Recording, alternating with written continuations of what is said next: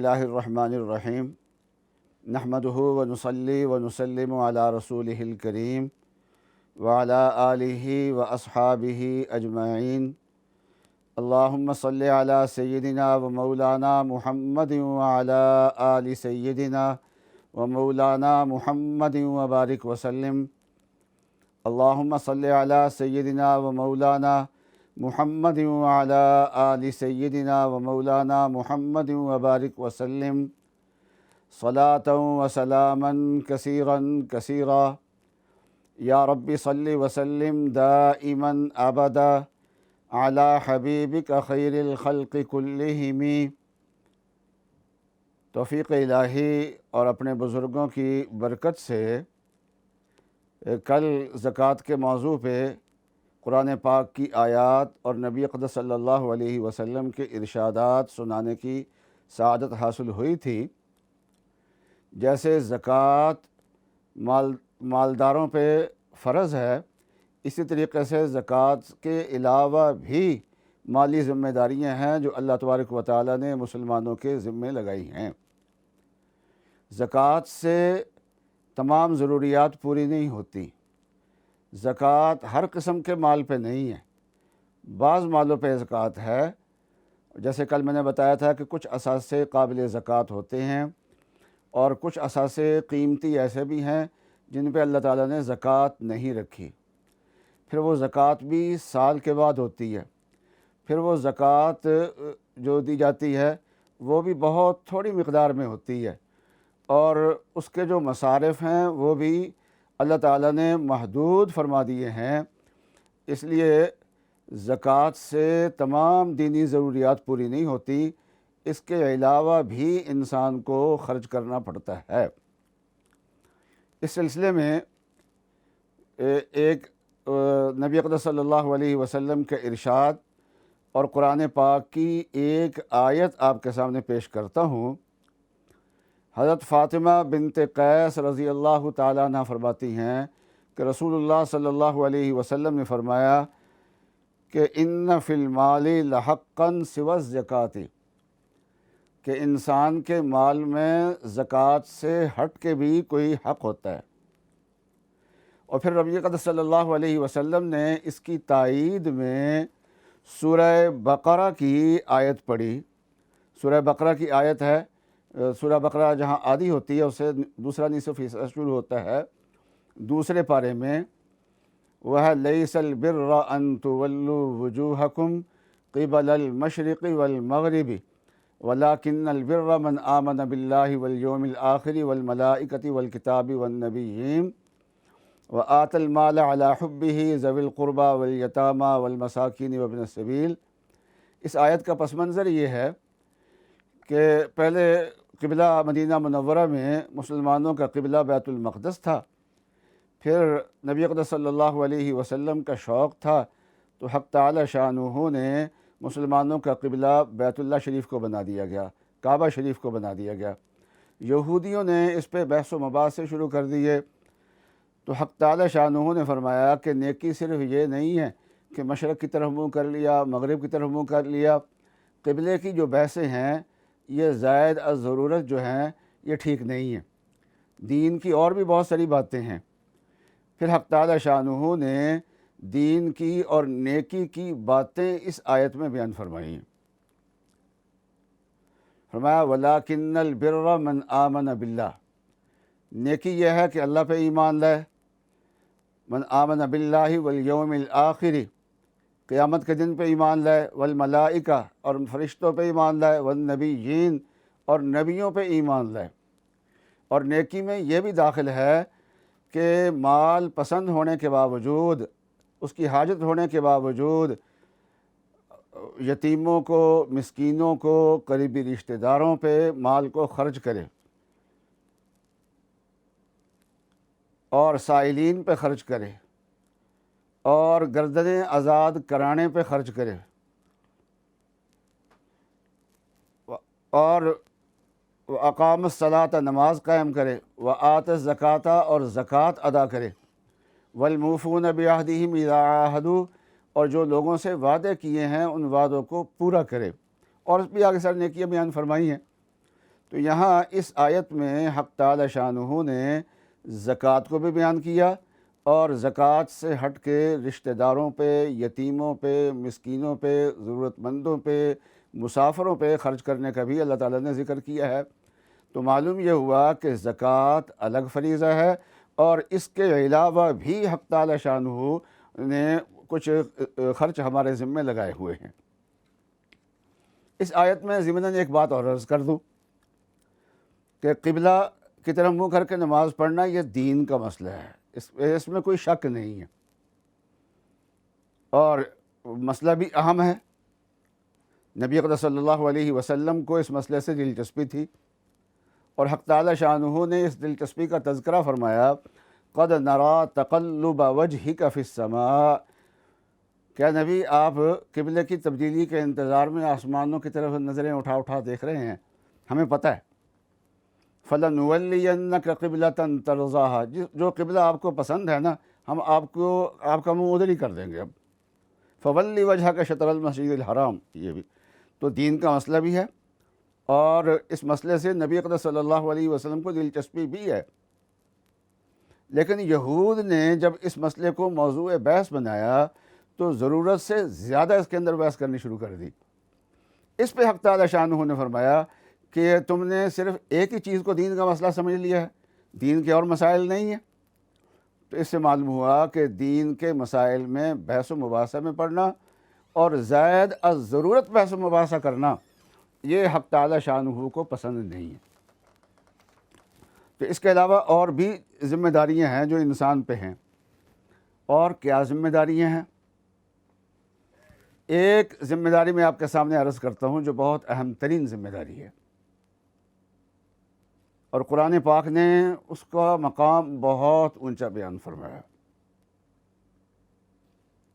سب سے اونچی چیز جو ہے، اونچی نیکی، وہ ایمان ہے انسان کا، اور دو نیکیاں ایسی ہیں جن کو اللہ تعالیٰ نے ایمان کے ساتھ جوڑ کے بیان کیا ہے۔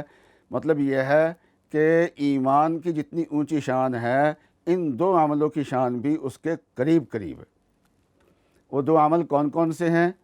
ایک ہے ضرورت کی بنا پہ ہجرت کرنا، اپنا وطن چھوڑ کے دین بچانے کے لیے دوسری جگہ پہ جانا، ہجرت کرنا۔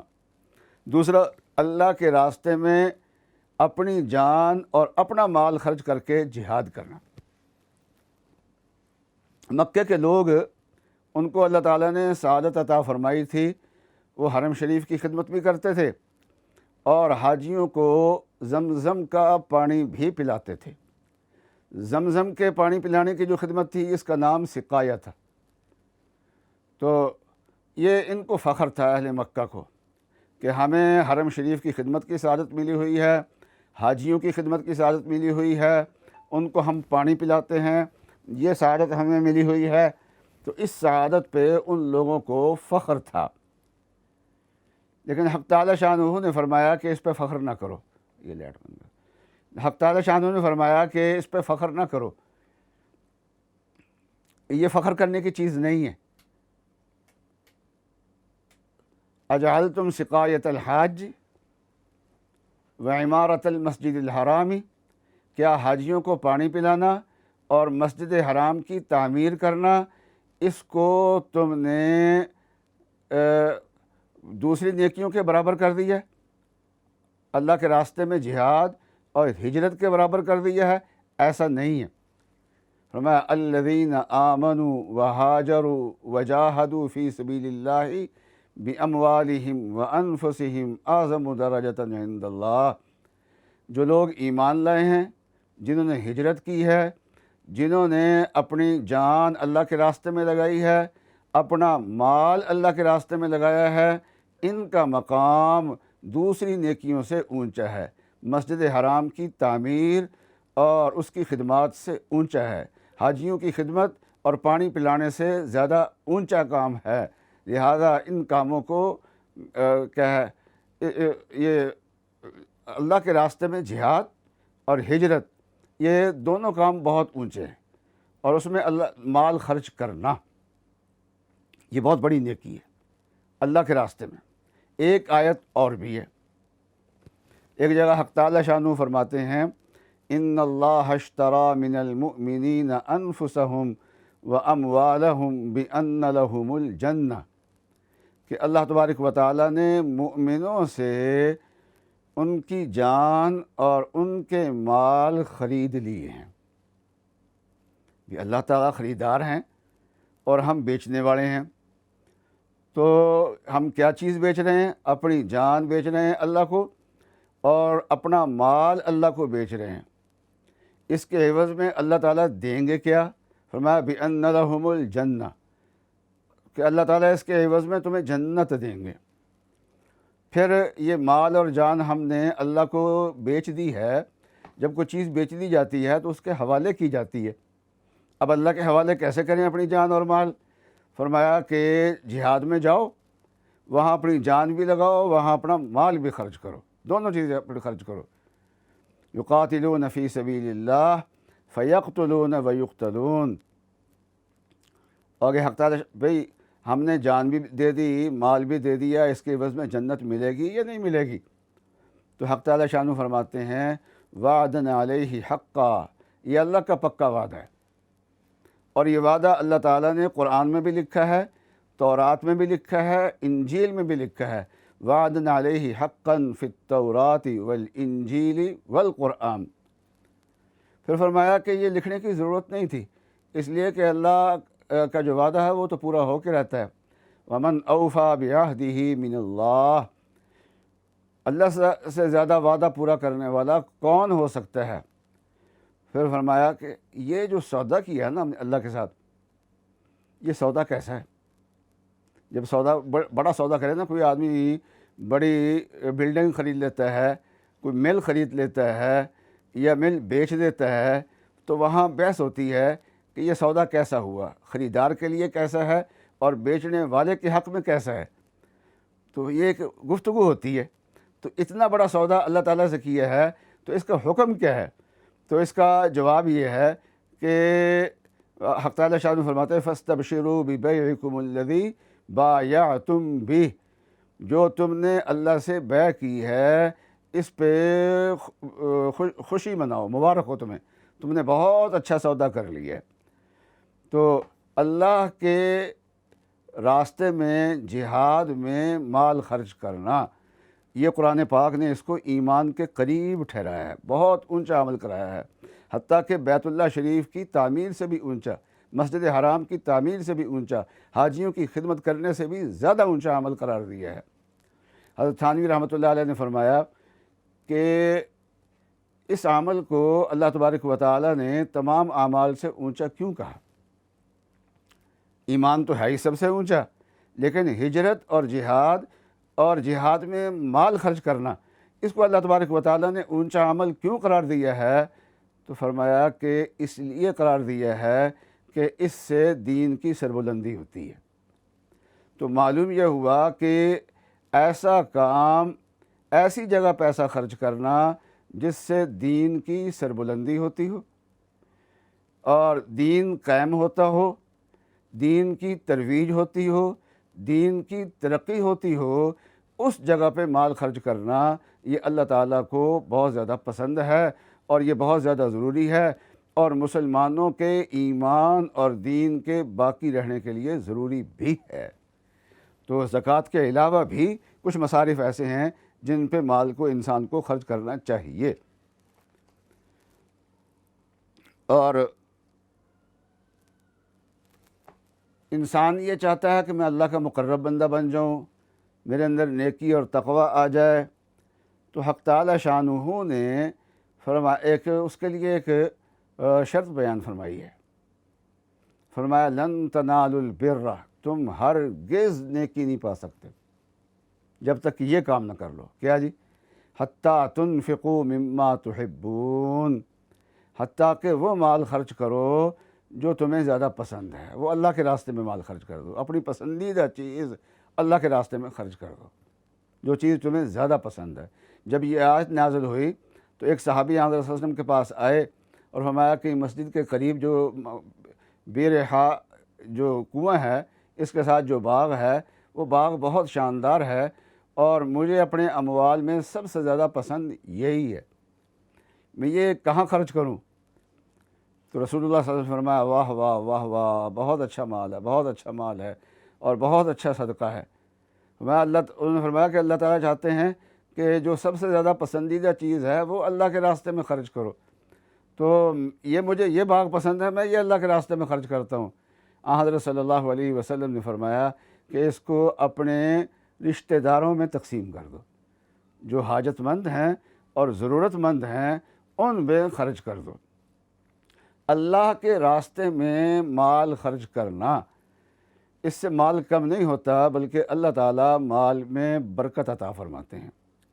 صحیح بخاری کی روایت ہے، اس روایت میں کسی قسم کا کوئی ذوف کا سوال ہی نہیں ہے کہ حق تعالیٰ، حدیث قدسی ہے، حق تعالیٰ شانہ فرماتے ہیں یبن آدم انفق علیک، اے ابن آدم تو خرچ کر اور میں تیرے اوپر خرچ کروں گا۔ تو انسان جتنا زیادہ اللہ کے راستے میں مال دیتا ہے اللہ تبارک و تعالیٰ اتنا ہی اس کو زیادہ عطا فرماتے ہیں۔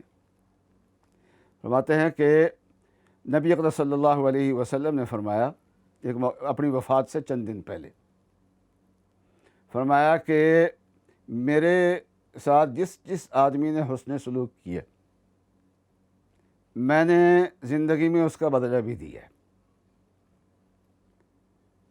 لیکن ایک شخصیت ہیں اس نے میرے اوپر اتنا خرچ کیا ہے اور میرے ساتھ اتنا زیادہ تعاون کیا ہے کہ میں اپنی زندگی میں اس کا بدلہ دے کے نہیں جا رہا، اور وہ اللہ پہ چھوڑ رہا ہوں، قیامت کے دن اللہ تبارک و تعالیٰ اس کا بدلہ دیں گے۔ وہ شخصیت کون سی ہے؟ فرمایا وہ ابو بکر صدیق ہے۔ چنانچہ غزوہ تبوک کے موقع پہ حضرت صلی اللہ علیہ وسلم نے جہاد میں جب جانے کے لیے چندہ کا فرمایا تو حضرت ابو بکر صدیق اپنا مال لے کے آیا۔ حضور نے فرمایا پیچھے کیا چھوڑ کے آئے ہو؟ فرمایا یا رسول اللہ آپ اللہ اور اللہ کے رسول کا نام چھوڑ کے آیا ہوں، مال جتنا بھی تھا وہ سارا ہی لے آیا ہوں۔ تو فرماتے ہیں کہ اگر اللہ کے راستے میں خرچ کرنے سے کوئی انسان غریب ہوتا تو اس دنیا کے سب سے زیادہ غریب جو ہیں وہ ابو بکر ہوتے، جبکہ قرآن پاک نے دو شخصیات کو مالدار کہا ہے۔ ایک سرکار دو عالم صلی اللہ علیہ وسلم ہے، فرمایا کہ وَوَجَدَكَ عَائِلًا فَأَغْنَىٰ، کوئی وقت آپ پہ ایسا بھی گزرا ہے کہ آپ تنگ دست تھے، آپ کا خاندان جو ہے وہ غریب خاندان نہیں تھا، بہت بڑا تاجر خاندان تھا، لیکن چونکہ والد فوت ہو گئے تھے آپ کی پیدائش سے پہلے، اور خاندان کا بڑا کوئی فوت ہو جائے تو چاہے وہ بڑا تاجر بھی ہو تو وقتی طور پہ ذرا بحران آ جاتا ہے مالی طور پہ، تنگ دستی آئی ہے، لیکن فرمایا پھر اللہ تعالیٰ نے آپ کو غنی کر دیا۔ اور دوسرا حضرت ابو بکر صدیق کے بارے میں قرآن پاک نے فرمایا وَلَا يَأْتَلِ أُولُو الْفَضْلِ مِنْكُمْ وَالسَّعَةِ، مالی اعتبار سے گنجائش والے، مالدار، یہ حضرت ابو بکر صدیق کو قرآن پاک نے کہا ہے۔ تو ابو بکر صدیق مالدار تھے۔ ہمارے ایک دوست تھے، اللہ تعالیٰ ان کے درجات کو بہت زیادہ بلند فرمائے، اللہ تعالیٰ نے دین اور سمجھ دو چیزیں ان کو وافر عطا فرمائی تھیں۔ ان کا نام تھا ملک اعجاز صاحب۔ تو ایک دن مجھے رائے کے گئے ہوئے تھے تو انڈیا کے بزرگ آئے ہوئے تھے، تو کسی انڈیا کے بزرگ کی بات انہوں نے مجھے سنائی، فرمانے لگے کہ صحابہ اکرام اللہ کے راستے میں خرچ کر کر کے مالدار بن گئے، اللہ تعالیٰ نے ان کو بہت مال دیا تھا،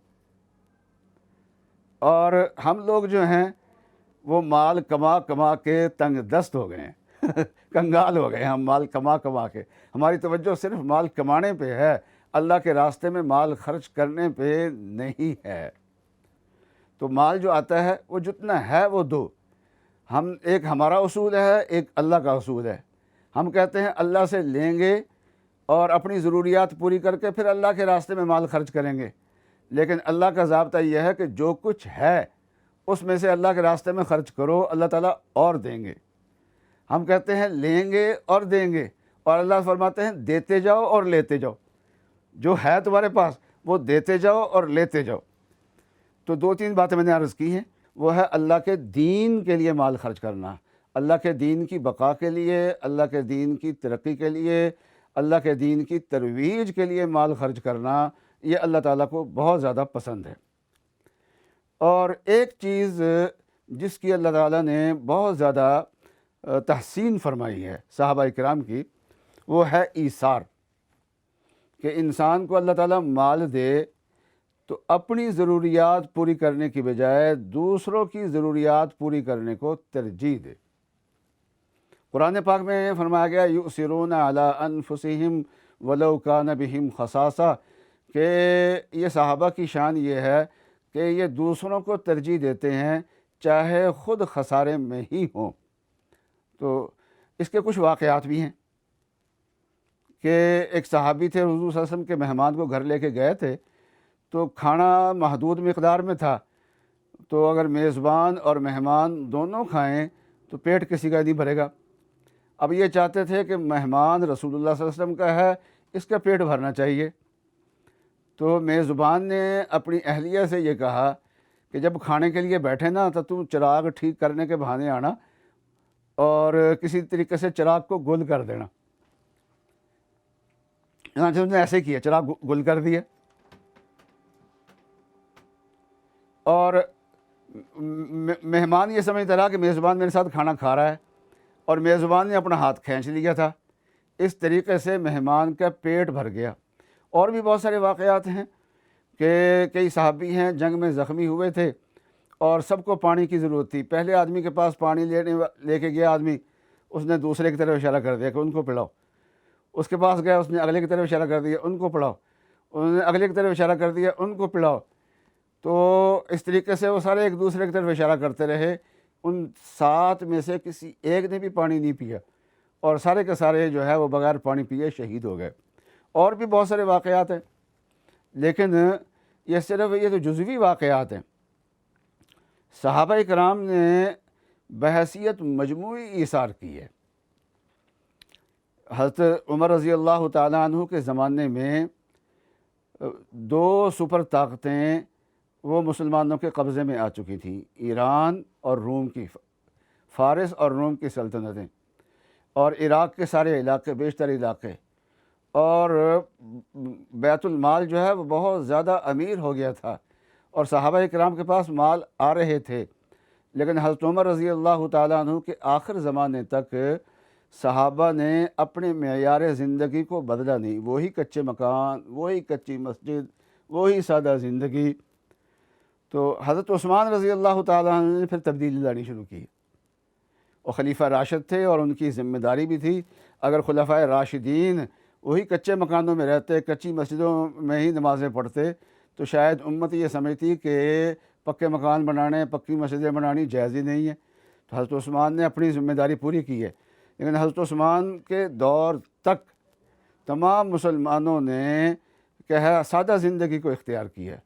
تو مسلمانوں کے پاس مال تو آ رہا تھا، لیکن کر کیا رہے تھے؟ کر یہ رہے تھے کہ کمزور طبقوں کو اوپر اٹھا رہے تھے۔ تو ایثار یہ صحابہ اکرام کی مجموعی طور پہ زندگی کے اندر تھا۔ چند واقعات بھی مشہور ہیں، لیکن مجموعی طور پہ زندگی میں تھا۔ ہاں، جب سارے مسلمان جو ہیں وہ ماشاءاللہ اس قابل ہو گئے ہیں کہ ان کا معیار زندگی بلند ہو سکتا ہے، اب مکان اچھے بنائیں۔ چنانچہ حضرت عائشہ رضی اللہ تعالیٰ عنہ کے بھانجے ہیں عروہ ابن زبیر، بڑے محدث ہیں، اور تو ان کی حویلی جو ہے، بڑا مکان، وہ اب بھی مدینہ منورہ میں وادی عقیق میں اب بھی موجود ہے، ان کے حصے موجود ہیں۔ اور اس طریقے سے امام زین العابدین رحمۃ اللہ علیہ کی بڑی حویلی تھی جو مدینہ منورہ کے باہر تھی۔ حضرت عثمان رضی اللہ تعالیٰ عنہ کا مکان بھی بہت بڑا تھا، اور یہ مسجد نبوی بھی پکی حضرت عثمان رضی اللہ تعالیٰ عنہ نے بنائی ہے، ابتدا کی ہے۔ اب جاتے ہیں نا مسجد نبوی میں، بہترین مسجد نبوی اور ایئر کنڈیشن لگے ہوئے، تو یہاں کے آتا ہے کہ یہ حضرت عثمان اگر پکی نہ بناتے تو شاید بعد میں مسلمان پکی بناتے ہی نہ، اور ہمیں اطمینان سے، سکون سے عبادت ہی شاید نہ ہم کر سکتے۔ تو آج جو ہم عبادت کر رہے ہیں وہ اسی وجہ سے کر رہے ہیں کہ حضرت عثمان اس کو پکی بنا کے گئے، روائی ڈال کے گئے ہیں، بعد میں آنے والے بادشاہوں نے پھر اس میں آ کے کام کیا ہے، اور بہتر سے بہتر کیا ہے، اور توسیع بھی اس کے اندر کی ہے۔ تو ایثار، تو عرض کرنے کا مقصد یہ ہے کہ بہت سارے لوگ یہ پوچھتے ہیں کہ فلاں جگہ زکوٰۃ دی جا سکتی ہے، ہم کہتے ہیں نہیں، کہتے پھر کی کریے؟ سوال یہ ہوتا ہے پھر کی کریے؟ یہ اللہ کے بندو، آپ کو کس نے کہا ہے کہ آپ نے صرف زکوٰۃ ہی دینی ہے، اس کے علاوہ پیسہ نکالنا نہیں ہے؟ زکوٰۃ ایک محدود حصہ ہوتا ہے، وہ الگ ہے۔ ایک خرچہ اور بھی ہے، وہ یہ ہے کہ نبی اقدس صلی اللہ علیہ وسلم کا جو خاندان ہے نا، بنو ہاشم، ان کو زکوٰۃ دینا جائز نہیں ہے۔ اس لیے ایک خرچہ یہ بھی ہے کہ جہاں ہم زکوٰۃ دیتے ہیں وہاں کچھ پیسے جو ہیں وہ اپنے بغیر زکوٰۃ کے کچھ الگ نکالیں، اس نیت سے نکالیں کہ یہ پیسے میں نے آل رسول میں سے جو ضرورت مند ہیں میں نے اس کے اوپر خرچ کرنے ہیں۔ جب آل رسول کا احترام کریں گے، دیکھیے نبی اقدس صلی اللہ علیہ وسلم کی توجہات کیسی ملتی ہیں۔ تو اللہ تبارک و تعالی مجھے اور آپ کو عمل کی توفیق عطا فرمائے۔ وآخر دعوانا ان الحمد للہ رب العالمین۔